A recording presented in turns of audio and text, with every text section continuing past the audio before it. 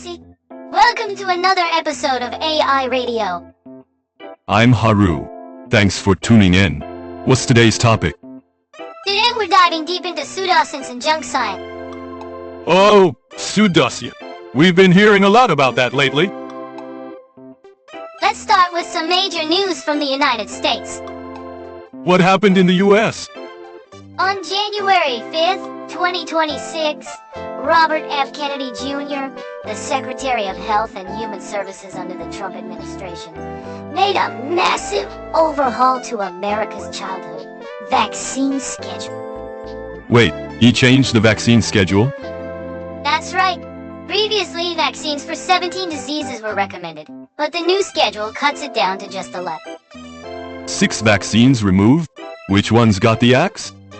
Rotavirus, influenza, hepatitis A, hepatitis B, and meningococcal vaccine. But aren't flu and hepatitis vaccines pretty important? Exactly. These vaccines were moved from routine recommendations to something called shared clinical decision-making. What does shared clinical decision-making mean? Simply put, it shifts the decision of whether to vaccinate from the healthcare system to individual family. So basically, families decide for themselves? That's what it comes down to. And that's creating major problems. What kind of problems specifically? Especially in families with limited access to medical information, vaccination rates are likely to drop. That makes sense. If you don't have the information, it's hard to make that call. Plus, there are 27 million uninsured people in America, and many folks frequently change healthcare providers. Their healthcare system is totally different from ours. Right. And with a population of 330 million, the scale makes this problem even more complicated. But how was such a massive change even possible? Here's the heart of the problem. Normally, changes to vaccine schedules go through rigorous scientific review by the Advisory Committee on Immunization Practices, ACP, a panel of experts. So experts thoroughly review it. However, RFK Jr. fired the ACP members in June 2026 and replaced them with vaccine skeptics. He fired the experts. Yes, and the new schedule was decided without any scientific debate. That's problematic. What was the basis for these changes? RFK Jr.'s justification was a 33-page evaluation document comparing the U.S. schedule to Denmark. A comparison with Denmark? Is that even valid? Experts say it has serious flaws. What kind of flaws? First, Denmark has a population of 6 million with universal health care. So everyone has health insurance, just like here in Japan. Plus, they have a national registry system that tracks all patients. So their medical data is centrally managed? Exactly. Meanwhile, the US has 330 million people, 27 million uninsured, and a system where patients frequently switch providers. The scale and system are completely different. Experts are saying the same thing. It's not an appropriate comparison. How's the scientific community reacting? Dr. Yvonne Maldonado, professor of global health and infectious diseases at Stanford, criticized it for remarkable lack of transparency. Lack of transparency. She said, "There's no data, no papers, no discussion cited. We have no idea who made these decisions or why they were made now. No." No papers cited? That's not scientific at all. The American Public Health Association, APHA, also issued a harsh statement. What did they say? They condemned the decision for bypassing science-based processes that consider the needs of the public. So they ignored scientific processes. They also stated that this schedule is the result of a secret process by unknown individuals, conducted without seeking public comment. We don't even know who made these decisions. And they pointed out that reviewing the documents used to justify this decision reveals a fundamental lack of knowledge about vaccine science and public health principles.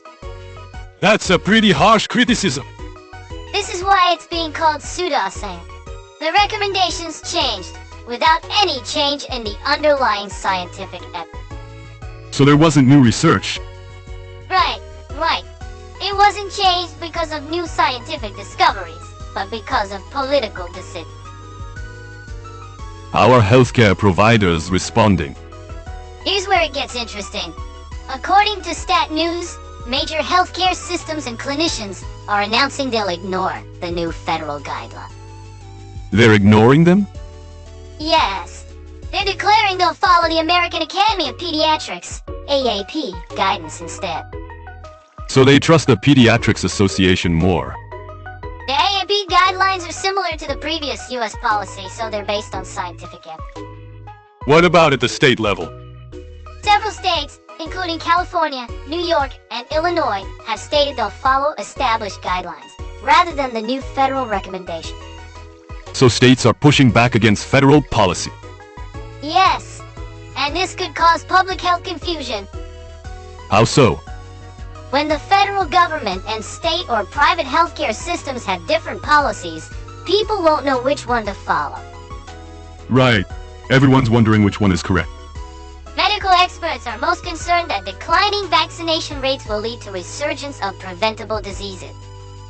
Diseases we could prevent might come back.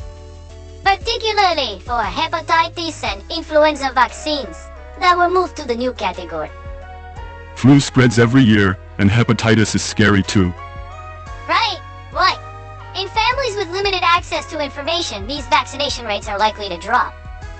Healthcare disparities will widen. Exactly. This is both a public health issue and a social justice issue. Why did RFK Jr. do this? He's been known as a vaccine skeptic for years. So he was already anti-vaccine. Yes. His claims have been criticized for lacking scientific evidence for years. This is a case of pseudoscience infiltrating policy level. Yes. That's the most serious aspect of this story. Individual beliefs are one thing, but when it becomes policy, the impact is totally different. When it becomes policy, it affects tens of millions, even hundreds of millions of people. There's interesting research from the University of Tokyo, right? Yes. A 2024 study from the University of Tokyo examined the anti-vaccine rabbit hole phenomenon on Twitter, now X. What's the rabbit hole? It's when people start viewing anti-vaccine content, and algorithms keep exposing them to more extreme information. Like falling deeper and deeper. The study reported cases where anti-vaccine claims led to political representation. So online anti-vaccine movements are actually influencing politics? Exactly. RFK Jr.'s appointment as secretary can be seen in that context. Social media influence is really massive. Time magazine published an article titled "The Dangers of RFK Jr.'s Unscientific Vaccine Schedule." Major media are reporting critically too. NBC News also called it an unprecedented move, and the seriousness of this story is widely recognized. What's going to happen next? Major medical institutions are maintaining science-based recommendations, but how long this policy divergence with the federal government will last is worth watching. We need to keep an eye on this. Now let's take a music break. Oh, nice. What are we listening to? Today's song is Crow Shopping Skill. Interesting title. Here is... 誰が教えたのいや誰にも教えてない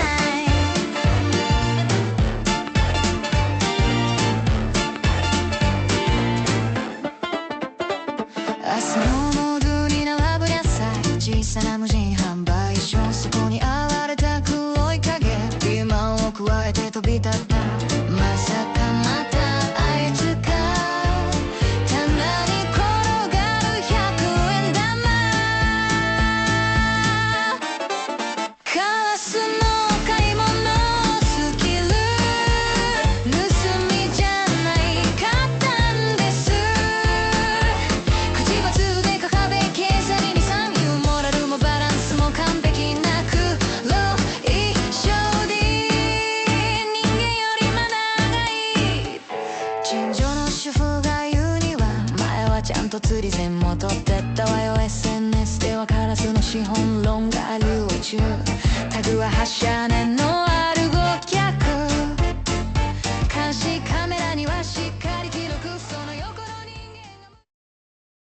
story. On January 19th, Blue Monday was trending on social media. Blue Monday. I've heard of it, but what is it again? It's called the most depressing day of the year, but it's actually Pseudoscience. Really? In 2005, a former tutor at Cardiff University named Cliff Arnold came up with it using a formula. There's a formula? What kind? It supposedly combines weather conditions, death levels, and How do you quantify low motivation? that's exactly the problem. These variables can't be quantified. So they're putting unmeasurable things into a formula. More importantly, here's the background. It was actually commissioned by a travel company called Skytrap. A travel company was involved? The purpose was to promote this day as the best day to book a vacation to escape the blues. Wow! It was marketing from the start. Right? Right. It was created for commercial purposes, not science. What are scientists saying? Scientists widely criticize this formula as pseudoscience. What's the specific criticism? First, this study was never published in an academic journal. It never went through peer review. So, it wasn't checked by experts. And no other researchers have replicated the result. Without reproducibility, you can't call it science. More fundamentally, it's psychologically impossible for a specific day to be most depressing forever. Everyone feels down on different days. UK mental health charities mind, and Samaritans criticize this concept. What's their criticism? They point out that this concept trivializes the serious experience of clinical depression. It minimizes the problems of people actually suffering from depression. Right. Clinical depression is an ongoing medical condition unrelated to specific days on a calendar. Feeling blue because it's Blue Monday is totally different from depression. The collective advice from mental health experts is clear. What's their advice? Ignore the calendar's pseudoscience and focus on real, ongoing support and open conversations about well-being. If you're really suffering, consult experts regardless of Blue Monday. Now, let's talk about pseudoscience going viral on TikTok. What's trending on TikTok? The seed oil toxicity theory. Seed oils? Like vegetable oils? Yes! Canola oil, corn oil, soybean oil, sunflower oil, and others. What's the claim? That these oils are toxic. The hashtag seed oils has over 126 million views. 126 million. That's massive reach. Wellness influencers are telling viewers to avoid products containing seed oil. What health problems do they claim? Acne, skin issues, weight gain, chronic inflammation, infertility, cancer. Those are pretty serious conditions. Is it true? Cleveland Clinic experts say the reality is much more nuanced than TikTok typically reveals. So it's more complicated. Scientists at Harvard T.H. Chan School of Public Health clearly refute these claims. Harvard is refuting it? How? First, regarding inflammation, seed oils are rich in omega-6 fatty acids. I've heard omega-6 causes inflammation. Research shows that when consumed as part of a balanced diet, they're not inherently inflammatory. Really? Actual studies show they may reduce therapy and inflammation mark. So they might actually reduce inflammation? Regarding heart disease risk, replacing saturated fats with seed oils has been shown to reduce risk. So they're good for your heart? The American Heart Association issued a statement in August 2024. They stated there is no reason to avoid seed oils and many reasons to consume them. If the Heart Association says so, that's trustworthy. The association supports decades of research showing seed oils are beneficial for heart health as alternatives to saturated fat. But why did this myth spread? Rolling Stone analyzed this movement. What did they find? Often, influencers criticizing seed oils have affiliate links to alternative products. What alternatives? Experts expensive avocado oil, coconut oil, animal fats. So they demonize seed oils to sell other oils. Many are also linking to their own supplement sale. So it's all about making money. There's also the appeal to nature. Claims that oils extracted from seeds are unnatural resonate emotionally. The assumption that unnatural things are bad for you. Interestingly, RFK Jr. also claims seed oils are toxic without evidence. He's skeptical about vaccines and seed oils.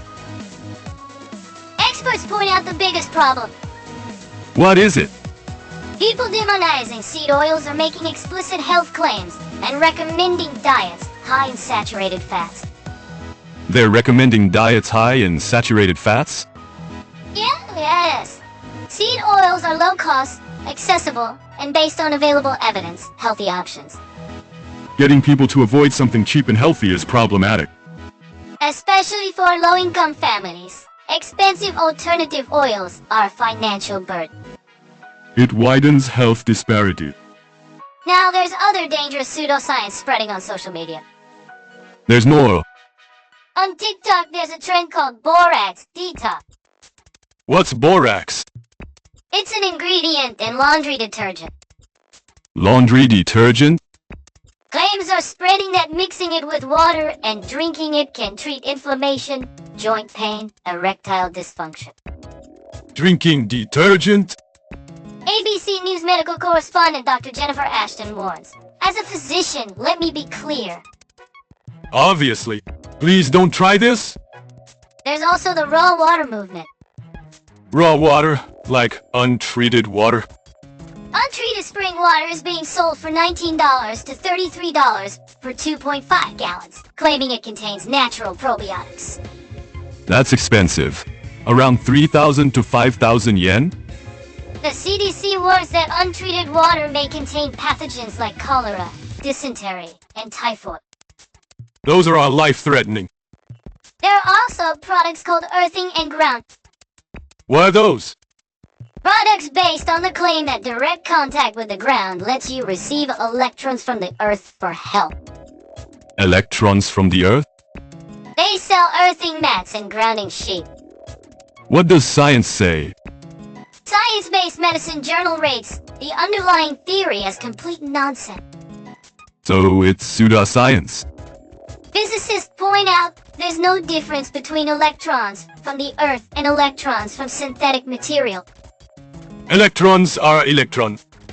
About 2026 detox products, science-based medicine criticizes that 2026 detox products are dressed in scientific language dye. So they make it look scientific. New buzzwords like microplastic detox, microbiome reset, longevity medicine are being added. New terms keep popping up. Today, we went deep into pseudoscience. From US vaccine policy to Blue Monday, seed oil myths, and dangerous detox trends, we covered a lot. The common thread is lack of scientific evidence and often commercial motives behind. Critical thinking is essential. Look to information from major medical institutions like Harvard, Stanford, and Cleveland Clinic. Choosing reliable sources matters. That's all for today. See you next time. Goodbye. Goodbye.